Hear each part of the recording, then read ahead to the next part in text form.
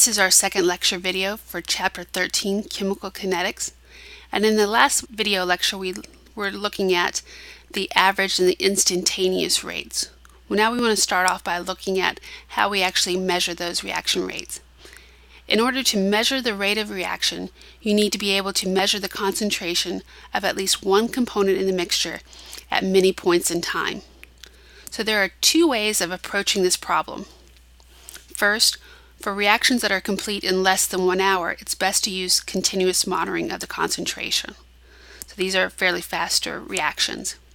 Or option 2, for reactions that happen over a very long period of time, sampling of the mixture at various times can be used. When sampling is used, often the reaction in the sample is stopped by quenching. So for those shorter reactions, where we said we use continuous monitoring, some of the instrumentation that you can use is polarimetry. This measures the change in the degree of rotation of plane of polarized light caused by one of the components over time. This is useful for chiral molecules. And remember, we said that chiral molecules are molecules that have non-superimposable mirror images. So you will actually be using polarimetry when you take your organic chemistry course. The other is spectrophotometry. This is where you're measuring the amount of light of a particular wavelength absorbed by one component over time. So this is what you've actually been doing in lab when you use the Spec 20 or if you've used the UV-Vis spectrometer in the lab. Or you can be looking at the total pressure. So the total pressure of a gas mixture is stoichiometrically related to the partial pressures of the gases in the reaction. So if you've got changes in the pressure, you can relate that to changes in the concentration. Now, if your reaction, we said that was taking longer and you wanted to use sampling techniques, one of the things that you can use is gas chromatography. And gas chromatography can measure the concentrations of various components in a mixtures. And this is going to be for samples that have volatile components, meaning that they vaporize. And it separates the mixture by adherence to a surface. And for those of you that have to take organic, you'll actually be using gas chromatography. So what happens, here's an injection point here. You syringe in your sample. There's a carrier gas that pushes things along. And since your sample is volatile, it goes into the gas phase and it travels over these large, long distances in this column that's wrapped up very tightly inside the instrument. And because you've got such a long distance for the molecules to run through, they'll separate better over time, because what happens is the smaller or the lighter particles move faster than the larger molecules, which move slower. So if you give them more time or you give them more distance to run, they're going to separate out even further.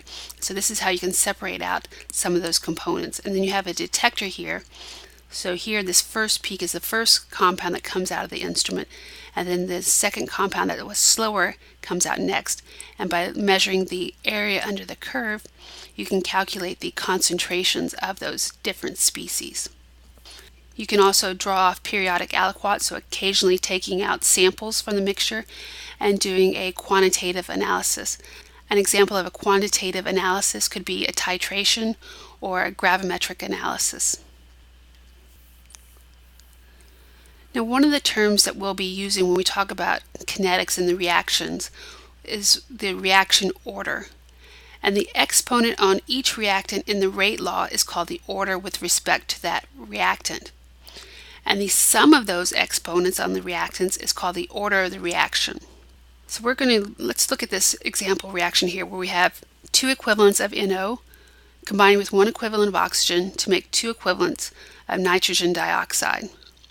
So the rate of this reaction, so the rate equals K. This is the reaction rate constant. And notice this is a lowercase k. Capital K is for equilibrium. Lowercase k is for kinetics. So this constant is a lowercase k times the concentration of the NO raised to the second power. So this is the order of the NO. This is second order with respect to NO. And with respect to oxygen, there's not anything written here, so this is assume 1. So it's first order with respect to oxygen. And if we sum up these exponents, it's 2 plus 1. So the reaction is third order overall. Now you may be wondering where the 2 and the 1 came from, or you may automatically assume that the 2 and the 1 come from the coefficients of the reaction. This is a common assumption that students make, especially after they've just finished working with equilibria so much. But these orders of the reaction have to be determined experimentally. You cannot just take the coefficient from the front and make it the exponent. You actually have to measure those orders of the reaction. They do not come from just looking at the overall reaction. So again, let me say this one more time because this is a common mistake people make. The coefficients do not automatically become the exponents or the orders of the reaction in kinetics. These have to be experimentally determined. The only time that we'll be able to take the coefficients and make them the exponents is when we're looking at proposing an elementary step in the mechanism.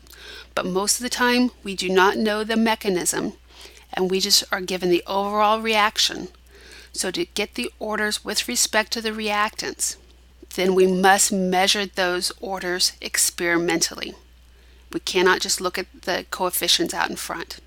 So again, the rate of the reaction is expressed as a rate constant times the concentration of the reactants and they're raised to some order which is determined experimentally. So somebody's already done the reaction for us and measured these experimentally, and they've already determined that this is second order with respect to NO and first order with respect to oxygen. So the reaction is third order overall. So in our previous lecture we said that there are 4 things that affect the rate of the reaction. We said that there's the nature of the reactants, the temperature, a catalyst, and also the concentration of the reactants. So we're looking at that first factor right now, so the nature of the reactants. And the nature of the reactants simply means that what kind of reactant molecules are there and what physical condition they're in. Now if you exit this video and look at the other video on YouTube, we actually have a video of the lycopodium demo, and it's actually really cool. So we have lycopodium, and if you put a match to this lycopodium powder that's in the watch glass and you put the match to it, nothing happens. But if you aerosolize that, so in this picture here, and what you'll see on the video, there's a grill lighter here and we've attached this tubing to it.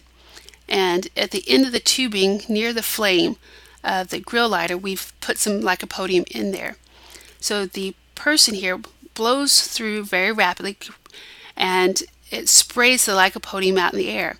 Well, when the lycopodium is sprayed out like that, it immediately catches fire and you have this little fireball that's created. It's actually kind of a cool demo. So in this demo, we're just showing, we've got a different amount of surface area. So when you aerosolize the lycopodium, you've got more surface area, and the more surface area causes the reaction to go faster. And because the reaction goes faster, it all goes up into a ball of flame all at once.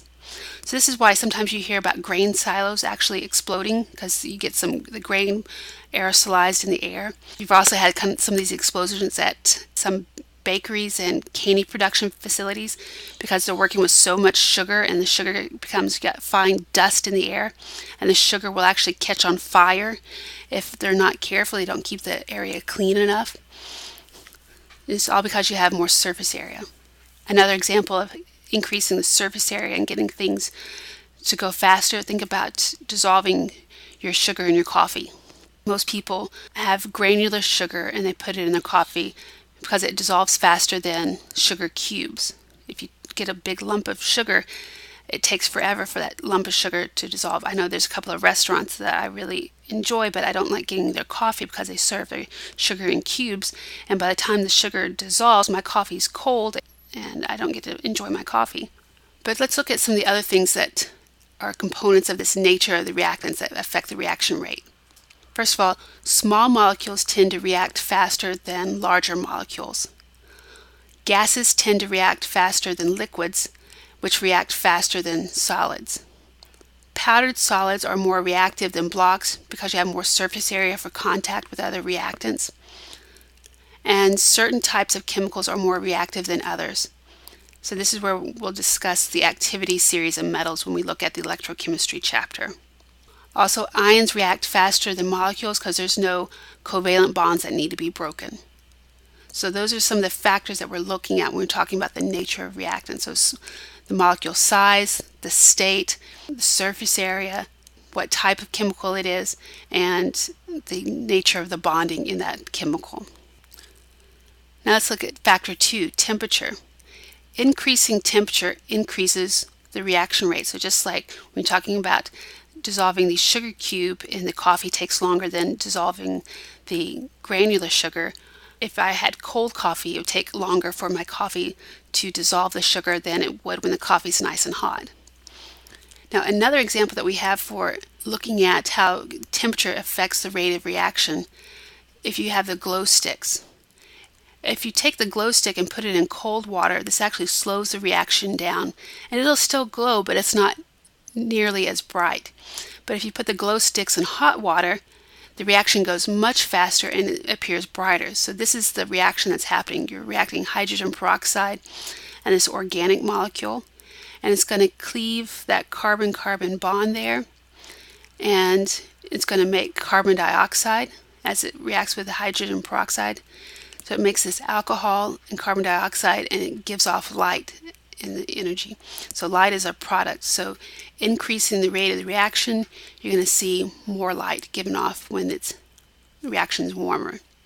Now there's a mathematical relationship between the absolute temperature and the speed of a reaction, and this was discovered by Arrhenius. And Arrhenius gives us his equation. The reaction rate constant is associated with the rate law is only constant at a constant temperature. So it's a constant, but the only time that constant changes is when you change the temperature. And the Arrhenius equation relates K to the temperature. And if you listen closely, you'll actually find some of the answers to some of your, I believe it's pre-lab or post-lab questions for one of your kinetics lab that you'll do. But anyway, the rate constant is equal to A times E raised to the negative E sub A over RT, where A is the constant called the frequency factor, and E is the natural number, E. E sub A, this is the energy of activation. R is our gas constant in units of 8.314 joules per mole K, and T is the temperature in Kelvin. So notice that if we increase the temperature, so having a larger value for T, this causes the exponent of E to become a smaller negative number. As the negative exponent approaches 0, the K value gets larger. Thus, heating the reaction causes the reaction to go faster. And as you increase the temperature, the kinetic energy of the molecules increase. And as the energy increases, the probability of correctly oriented collisions increase. And the energy with which the molecules collide increases as well. So we're going to break that down in the next couple of slides a little bit more. And before we go on to the next slide, on Blackboard you will find another video produced by the publisher that explains what activation energy is. And it's a really good little video that shows molecules coming together and talks about activation energy and the Arrhenius equation. So it really kind of sums things up in a short little video of about 1 to 2 minutes. So I highly recommend you watching that video. So let's look at again how the temperature can affect the reaction rate. So again, this is our expression of the rate constant for the Arrhenius equation. And if we're looking at this energy reaction profile, so we've got energy on the y-axis, and on the x-axis we have the reaction taking place. So we saw this when we were looking at thermodynamics, when we were talking about the energy that we started off with and the energy of the products. So we looked at the difference in those energies. So this would be an exothermic reaction because it's lower in energy. But there's an activation energy, so there's a hill here, and the height of this hill will affect the rate of the reaction because you have to go over the hill to get down the hill to get to the products. So this is the energy barrier to the reaction. This is the amount of energy needed to convert reactants into the activated complex. So this would be our transition state. So the transition state is what the molecules look like at the top of this hill. And the difference in energy between where you started to the top of this hill is the activation energy. That's how much energy you need to get over the hill. And the activated complex is a chemical species with partially broken and partially formed bonds. So this is kind of the in-between picture here before the magic happens and you go from reactants to products. And because you've got these in-between things, this is always very high in energy because you've got partial bonds. So here we're going to look at the energy profile for the isomerization of methyl isonitrile. So notice here we've got the methyl group bound to the nitrogen and carbons on the right hand side. But at the end of this reaction, we're going to reverse the places of the carbon and the nitrogen. So this would be the isomerization. Now, the collision frequency is the number of molecules that approach the peak in a given period of time. So remember we talked about the collision frequency as part of the Arrhenius equation. So those are the number of molecules that try to go up the hill at a time period. And as the reaction begins, the carbon-nitrogen bond weakens enough for the carbon-nitrogen group to start to rotate. So here you've got the activated complex. We have to weaken the carbon-nitrogen bond, and when that bond weakens, you start to have the rotation of the carbon-nitrogen bond, and this creates our activated complex. This is our transition state. And the activated complex is a chemical species with partial bonds. So you have a partial bond to that triple bond area. It's still sort of bonded to the nitrogen, and it's now starting to bond with the carbon. And this should look kind of funny to you, and so this funny shape, this really is high in energy, so it takes a lot of energy to get it up to that point. So this is the amount associated with the activation energy. And we said the activation energy is the difference in energy between the reactants and the activated complex. So this is represented in this energy difference here. The delta H of a reaction, remember that's a thermodynamic term, and this would be an exothermic reaction because the overall energy is lower in energy. So even though the reaction wants to take place, it's thermodynamically favorable. It's the height of this activation energy which determines how fast the reaction will go.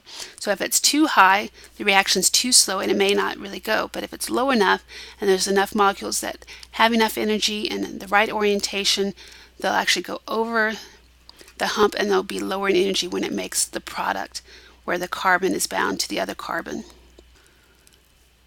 So let's talk about the collision theory of kinetics. For most reactions, in order for a reaction to take place, the reacting molecules must collide into each other. So you've got to have some kind of them coming together. And once molecules collide, they may react together or they may not, but it's going to depend upon two factors. First of all, it's going to depend upon whether or not the collision has enough energy to break the bonds holding the reactant molecules together. So it has to have enough energy, and whether or not they come together in the right orientation. So whether the reacting molecules collide in the proper orientation for the new bond to form. And collisions in which these two conditions are met, and if they're met, you're going to get a reaction. These are called effective collisions. So just kind of looking at this idea of effective collisions. In this reaction here where we've got potassium ion reacting with methyl iodide, and when these react, they'll produce Ki and release the methyl group. Let's draw out the Lewis-Stott structure. So you've got the iodide bound to the carbon, and you've got the hydrogens. But we want to create a potassium iodide interaction. So we want the Ki's to come together. Well, this potassium, if it tries to keep hitting at this end of the molecule, it keeps bumping into the carbon or one of the hydrogens, you're not going to get the reaction to take place because that's not what we call an effective collision. Once the potassium comes around and hits from the other side, so let's say the potassium hits the iodine, if it hits it with enough energy and in this orientation, we're going to get the reaction to take place, and you'll actually form the Ki, and the methyl group will be released. And this is what's going to be shown in this video here to the right. So here we have the iodide represented as the orange sphere, and the gray sphere is the carbon, and the yellow spheres here are the hydrogens. So this is the methyl iodide. So here you see the potassium coming and hitting the carbon end of the molecules, but nothing's happening to the methyl iodide. But once the potassium hits the iodide side, the reaction actually takes place. The bond between these forms, and the bond between the carbon and the iodine breaks. So once the potassium hit in the right orientation with the right amount of energy, the reaction could take place, and we got an effective collision. So let's focus on effective orientations a little bit more closely. Here we're looking at two molecules of NaCl coming together to make two equivalents of NO and one equivalent of chlorine. So in this first reaction where they're bumping into each other, the blue spheres are hitting. But that's not going to give us the right reaction, because in this reaction we need the two chlorine atoms to come together. So we need these two ends of the molecules to bump into each other. When the blue ones come together, it's not going to give us the right orientation.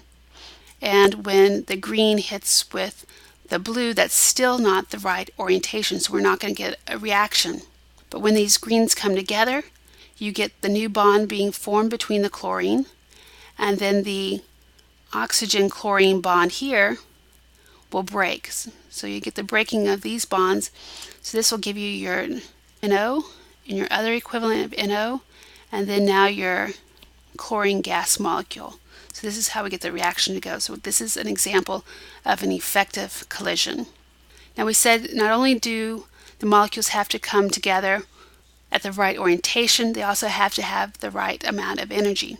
For a collision to lead to overcoming the energy barrier, the reacting molecules must have sufficient kinetic energy so that when they collide, it can form the activated complex. So let's react our first two molecules in the right orientation. Now they're kind of moving slowly, and they're just kind of bumping into each other. In this case, there wasn't enough energy, so there wasn't any reaction. Well, now let's make them have a little bit more energy. So if they have more energy, they're going to be moving faster.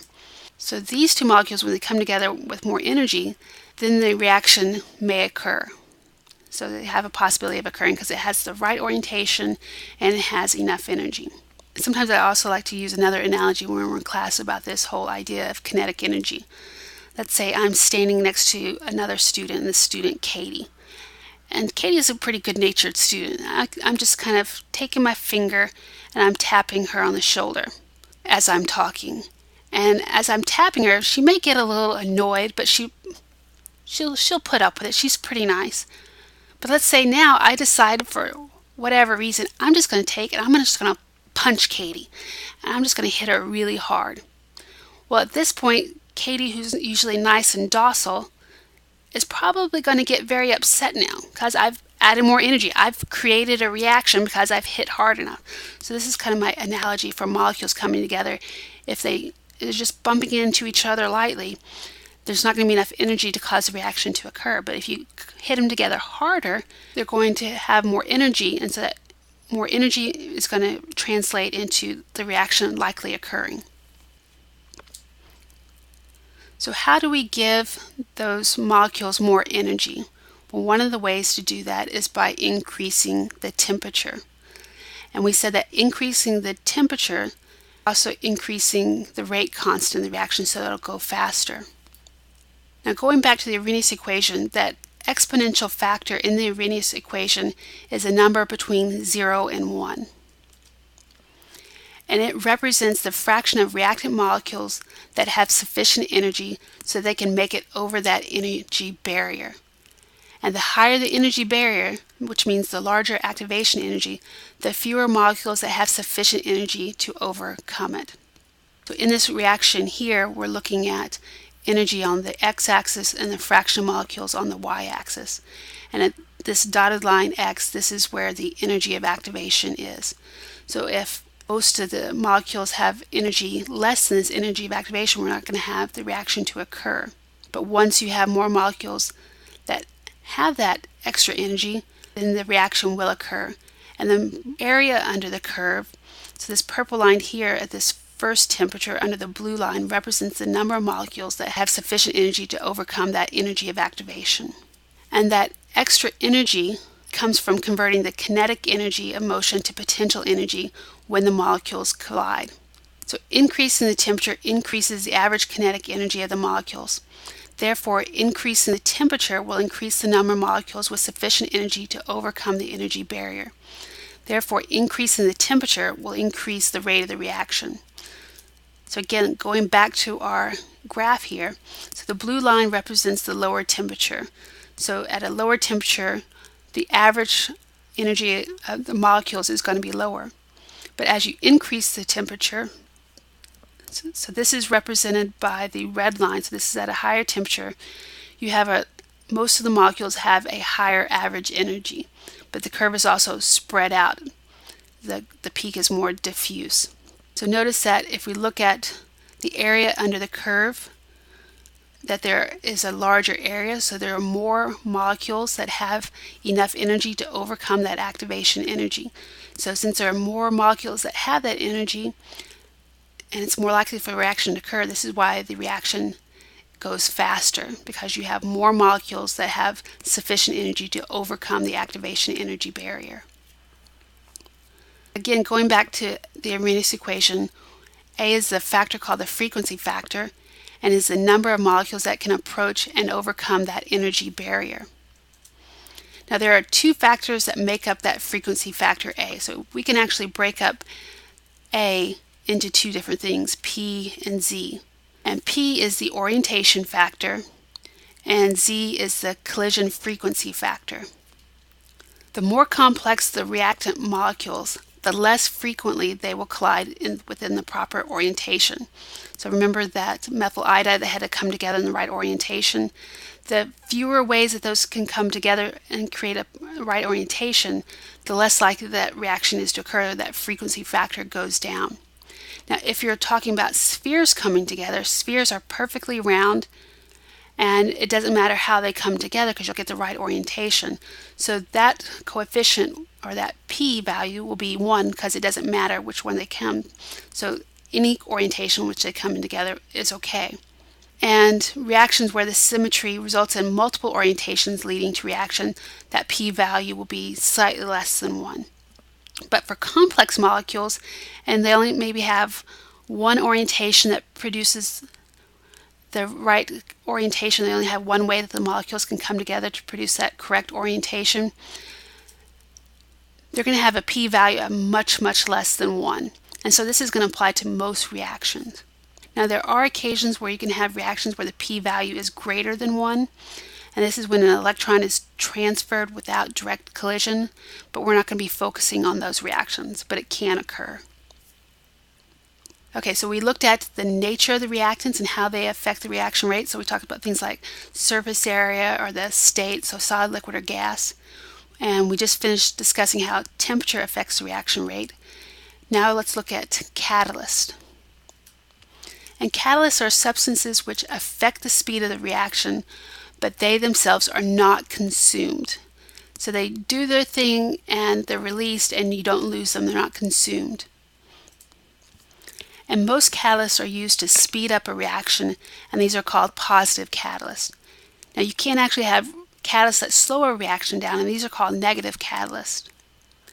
And so one of the demos that we sometimes do is called elephant toothpaste, because hydrogen peroxide is not stable compared to water and oxygen, and it will actually decompose thermodynamically. But it can be a slow reaction. So to speed it up, we use a catalyst. So what we'll do is we'll sometimes put the hydrogen peroxide in a soapy solution, and we'll give it a catalyst so that it decomposes rapidly. And as the hydrogen peroxide decomposes, it produces a lot of oxygen gas. Well, oxygen gas creates a lot of bubbles, and this causes the soap in there to foam up. And the catalyst that we use is potassium iodide. Now you can also use liver. Because liver, you can buy beef liver or other types of liver, they have an enzyme in there called peroxidases. And peroxidases catalyze the decomposition of peroxide. And so you can use the liver to show the decomposition of the hydrogen peroxide. Now also a cool reaction too is to compare the difference between cooked liver and non-cooked liver. So once you cook the liver, you kill some of the enzymes in there and it loses its catalytic activity, and the cooked liver won't decompose the hydrogen peroxide like the fresh raw liver will. A common explanation for how a catalyst works by speeding up the reaction is that it lowers the energy of activation and thus increases the rate constant, which results in a faster reaction rate. This is absolutely not true. The catalyst can't change the energy of activation for the reaction. What it does do is it provides a new pathway, and that new reaction pathway has a new energy of activation, and that new energy of activation is smaller than the previous one. So if we're looking at this graph here, we're starting off with our reactants, and our original reaction comes down to make our products. We have a large energy of activation. But now let's say I add a catalyst, and the catalyst goes by a new pathway, and it has these multiple steps. But the energy of activation for the catalyst is smaller than the energy of activation without it. So it took a different pathway. So my analogy of trying to understand this is, let's say we're all driving to Las Vegas. Half of us are going to drive over the mountains, which is the normal way we have to go, and the other half is taking a secret tunnel through the mountains. So you don't have to go up and over the mountains, you can go in a more direct route. So the ones that are going through the tunnel should get to Vegas faster. And this is because you don't have to spend the extra gas, and the distance you don't have to drive is as far. And so this would be representing a less energetic pathway.